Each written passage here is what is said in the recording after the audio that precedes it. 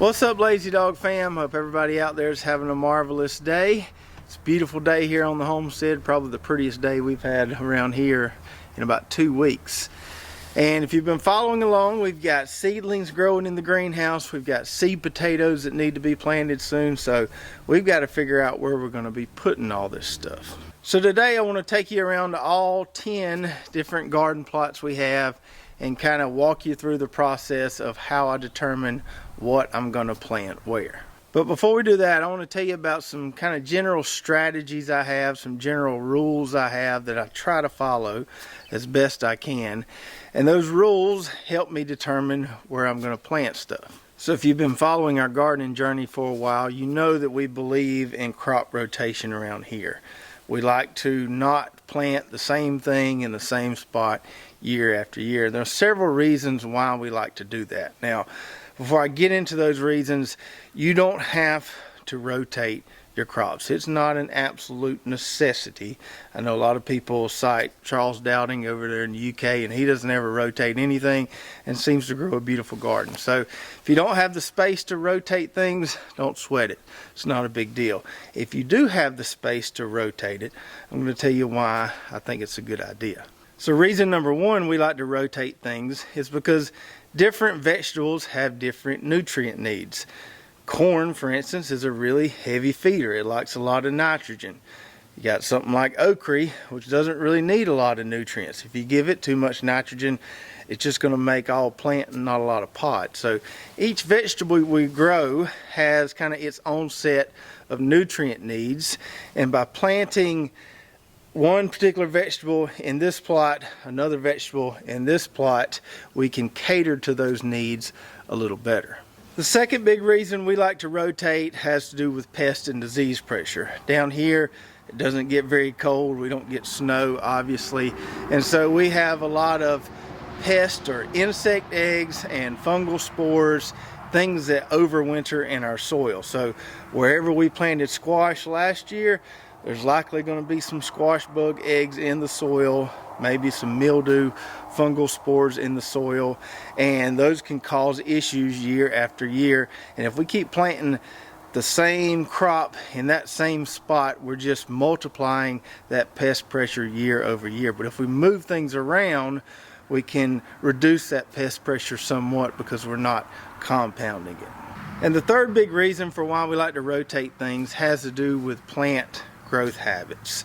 So you take something like watermelon or pumpkins, those things like to sprawl all over the place. Compare that to something like okra or corn that pretty much just grows straight up. There's a lot of differences there. We don't want to plant something that's going to sprawl all over the place right beside something that grows straight up, because it may eventually smother it out. So we want to plant things that have a similar growth habit in the same plot, because it's going to make things easier for us. So those are the three big reasons why we like to rotate. And like I said earlier, if you can't rotate, don't worry about it. It's not the end of the world. If you can rotate, it may be something you want to consider. And in addition to those three reasons why we like to rotate, I've got 4 general rules I like to follow when I'm planning out my spring garden. And everybody's rules may be a little different here. You may have a lot more rules than I have, or you may not have any rules.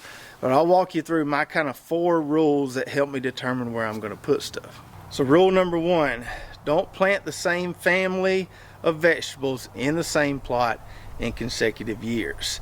Now, for some vegetables we grow, this is not a big issue at all. Things like corn, okra, there's not a lot of members of those families that we grow in the garden. But the big ones we have to worry about would be the cucurbits and the nightshades. So the cucurbits include things like squash, pumpkins, cucumbers, watermelons.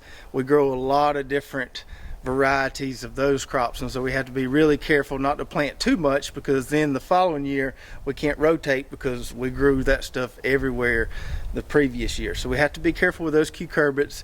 And then the nightshades as well, which includes potatoes, tomatoes, peppers, and eggplant. We grow a lot of those as well. Those are the 2 big families we have to worry about. Those families also tend to have a little more pest and disease issues than other things we grow. So we want to be really careful not to plant cucurbits in the same spot year after year.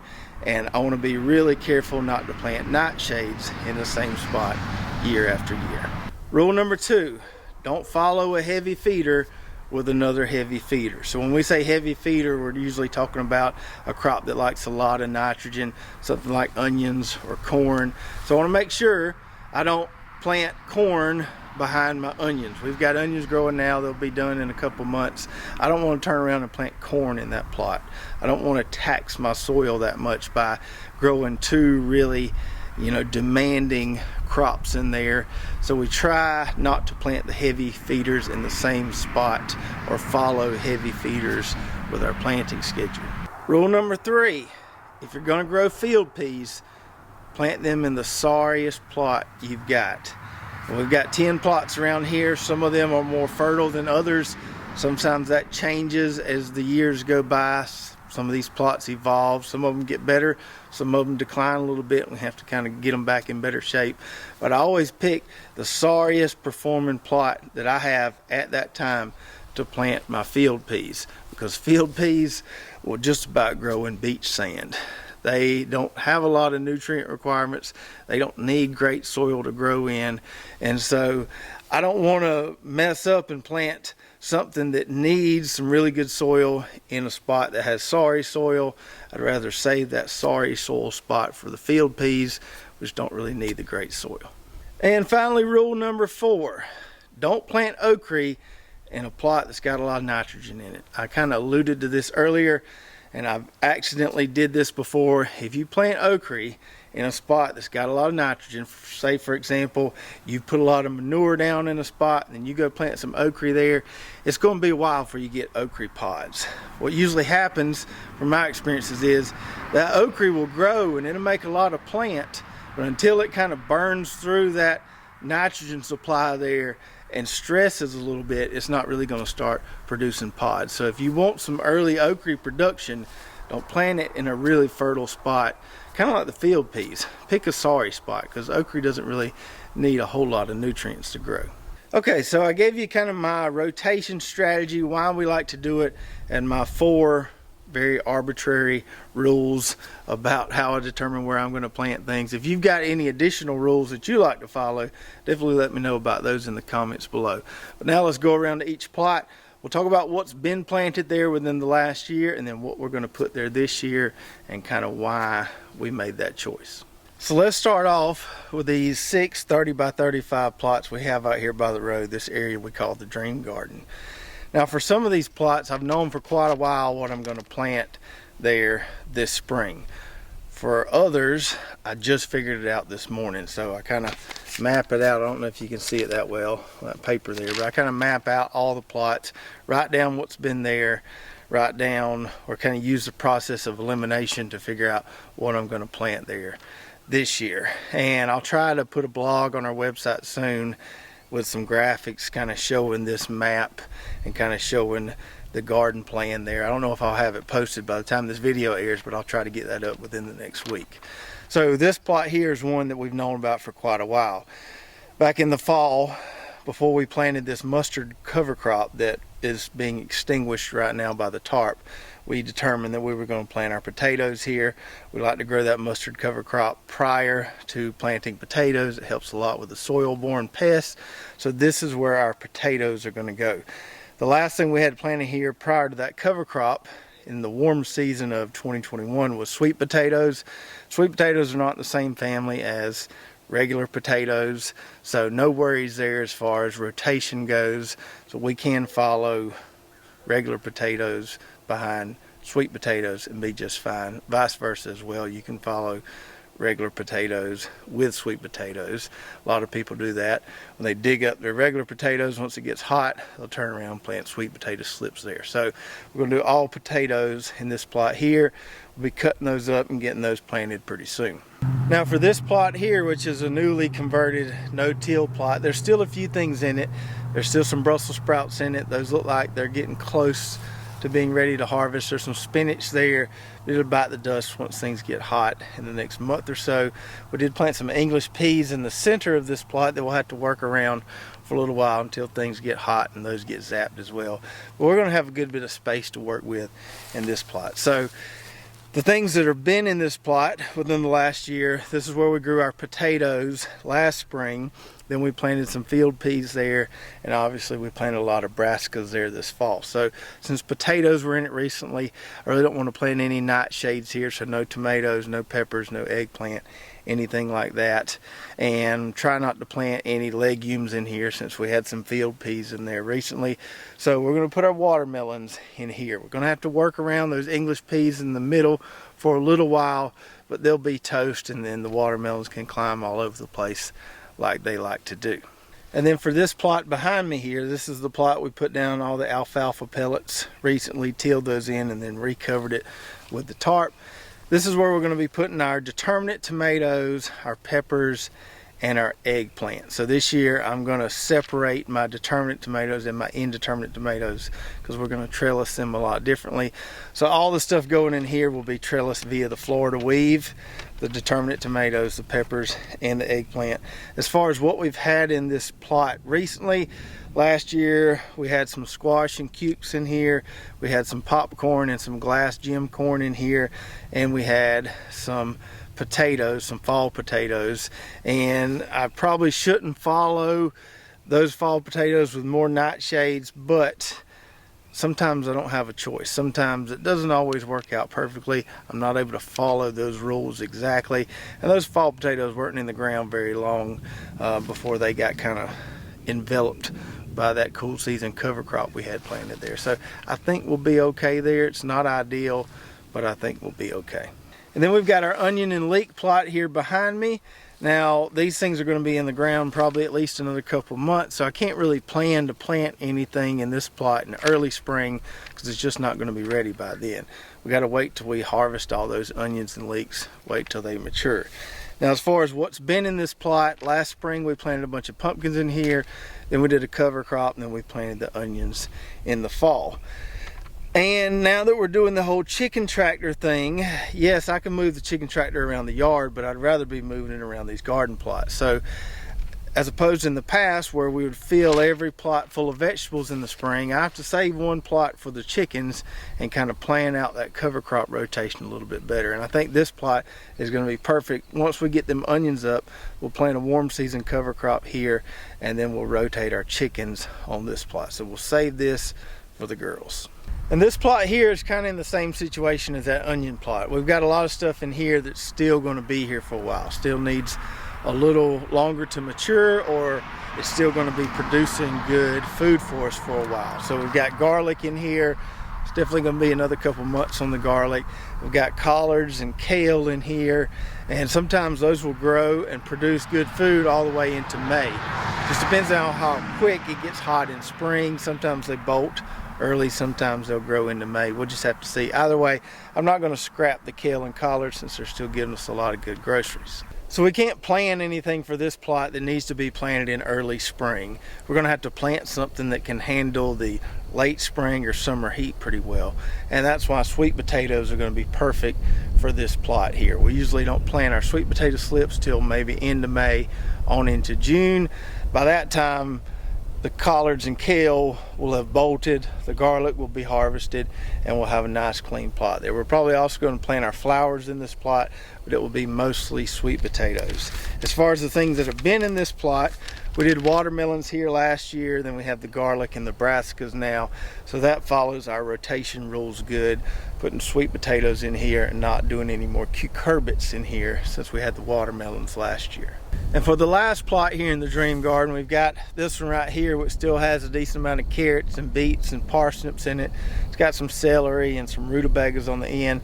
Most of this stuff will be coming out of here pretty soon. So this plot will be nice and available for some early spring planting. As far as what we've had in here, I think the only things we had in here last year were flowers. We planted mainly flowers and herbs in here, then did a cover crop, and then all the carrots and root veggies that you see now. So we're pretty free as far as what we can plant in here, and I think this is going to be the perfect spot for my pumpkins and winter squash. I may leave a little bit of space on the end of the plot for a little okra trial, just kind of an early spring planting of okra, but I got to give myself room so the pumpkin plants don't climb all over it. May have to kind of prune those vines on the side so they don't do that. But we're getting mostly pumpkins in this plot here, maybe a little bit of ochre on the end. So that takes care of the 6 plots in the dream garden that are all the same size. Now these other 4 plots are all different sizes. And this one behind me here, directly behind me, is our biggest plot that we have on the homestead. It's pretty wide, so I kind of draw an imaginary line between the middle of it, or somewhere along the middle of it, and kind of split into 2 pieces because it's so big. So as far as what we had here last year, we had some squash and cucumbers on one side of it. We had some field peas and some butter peas, and we also did an ochre trial in here kind of late summer and into fall. Now if you've been following along, we did the whole chicken tractor grazing on that clover over there, and we did that intentionally because we're going to plant a big plot of glass gem corn right there. So where you see that clover stubble, it's pretty much going to be all field corn or popcorn, whatever you want to categorize that glass gem corn as. I think on the very end of that plot, closer to the woods where it's shaded, I may plant me a row of turmeric. I got a bunch of that in the refrigerator from our harvest this past fall, so we may try to do that. And then the plot that's been cultivated a little bit here, where we had that caliente mustard, that's where my indeterminate tomatoes are going to go, and I think we're going to use kind of a drop string trellis on those, something kind of like that. So we'll separate those from the determined tomatoes, which I talked about earlier. So behind that big plot, we've got this little rectangular plot here that currently has a cover crop of bayou kale on it, and the chickens are doing a great job grazing that down and adding some manure to the soil there. Now, I talked to you earlier about picking the sorriest spot for field peas. This currently is my sorriest spot, my worst performing plot. We're trying to get it better with the chicken tractor. Obviously, we'll add some nutrients. We'll probably test the soil pretty soon there. But this is where my field peas are going to go, just because I know they don't really have a really high nutrient demand, and they'll do just fine in here. So we're going to put field peas in here. We're also probably going to put a little row of peanuts in here, and maybe some beans. I don't know if I'm going to wait till fall for my lima beans or not. We'll see. They may go in here. It may just be field peas and one row of peanuts. As far as what we've grown in this plot in the past, we grew sweet corn here last year and then pumpkins in the fall. So we don't want to grow any more cucurbits in here, and that's why we're picking the field peas and the peanuts. In our smallest plot on the homestead, we have this arch panel trellis here, which is permanent. We don't move it because it would be a pain to move. So we have to use that for a climbing crop, whether it be climbing butter beans, English peas, pole beans, or cucumbers.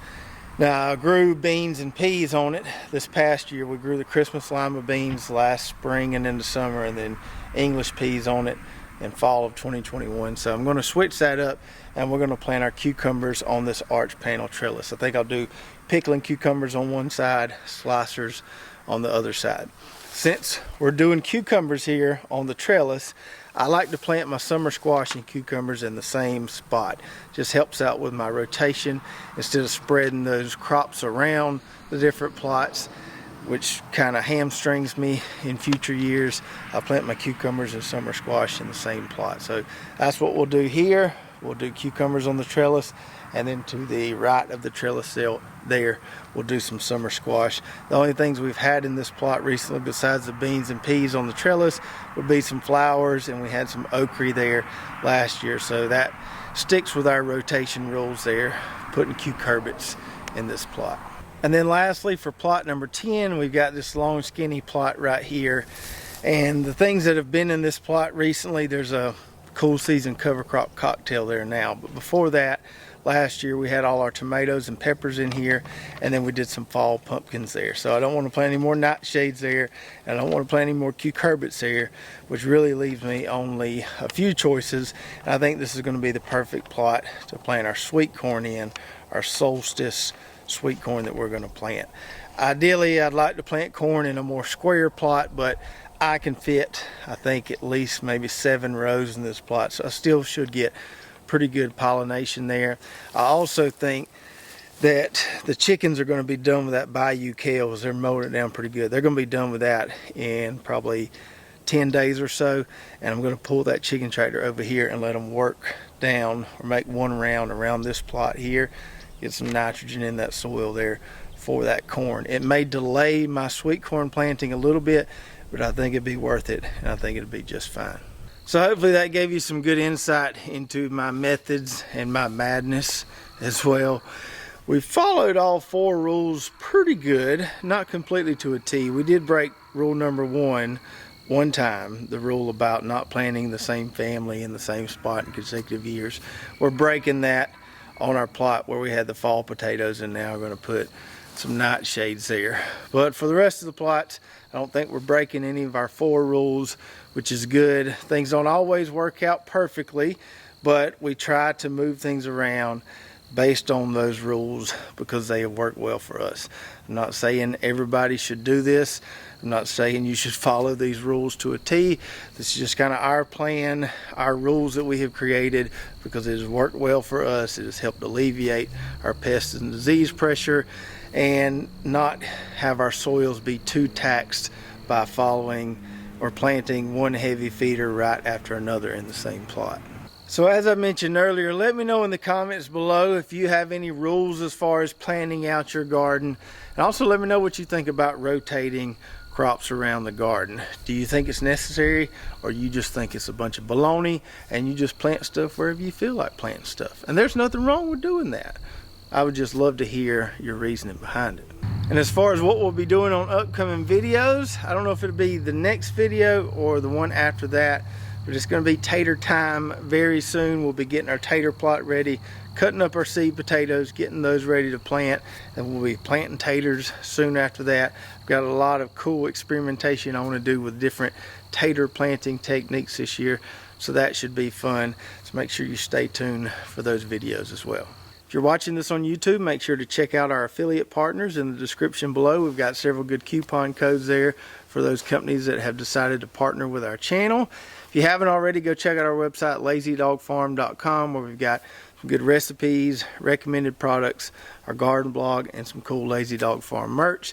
If you did enjoy this video, make sure to subscribe, hit that notification button, like, and share, and we'll see you next time right here at Lazy Dog Farm.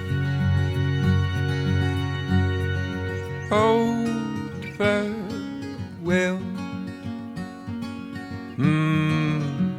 by the beauty of your life.